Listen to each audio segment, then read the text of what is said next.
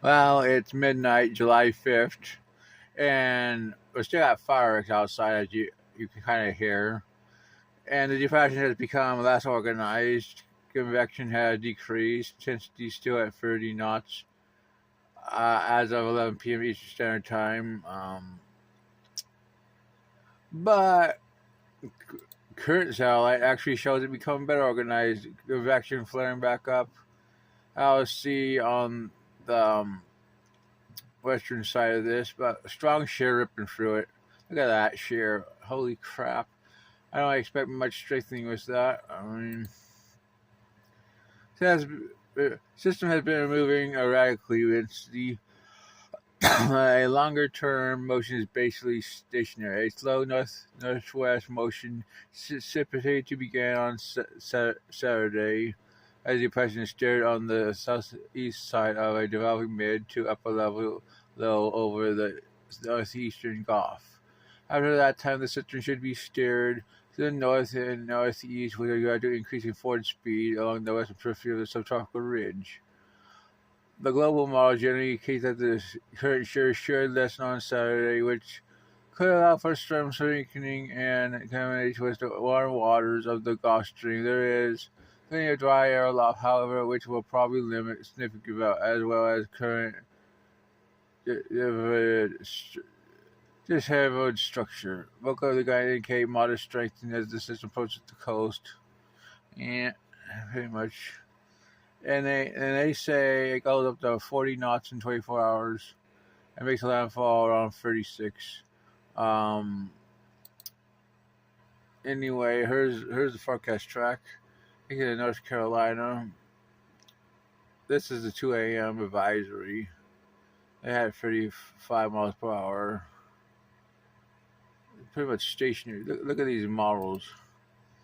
I mean, in the South Carolina, they moved to North Carolina and into Virginia and off the east coast of the United States. I mean, I wouldn't be surprised if it gets off and makes landfall in Massachusetts, or it stays off, it just stays offshore. But eh, I certainly don't expect much strengthening when it does.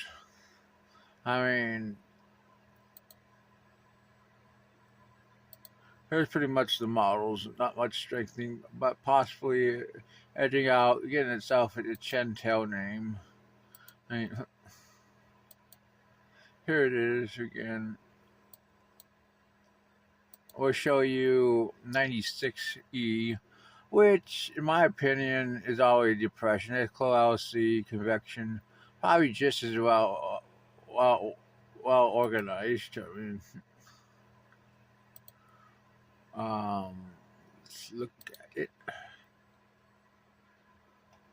Here's the model, takes it west to west, northwestward. And the models still try to straighten it to around 45 to 50 knots, as you can see.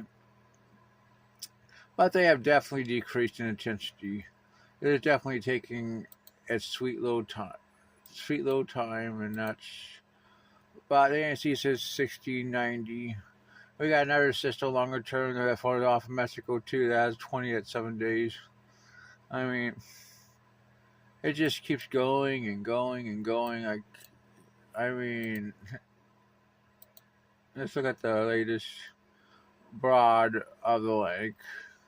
Tropical wave off Africa, doubtful influence, but we have to watch these systems as they head further west.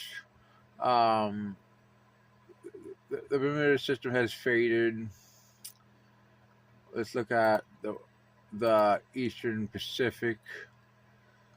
Clearly, this system is the big show in town, but more energy down here for the 20% system. But anyway, even though I think this is a depression, I don't think much strengthening will happen. Models have really backed off. Yeah.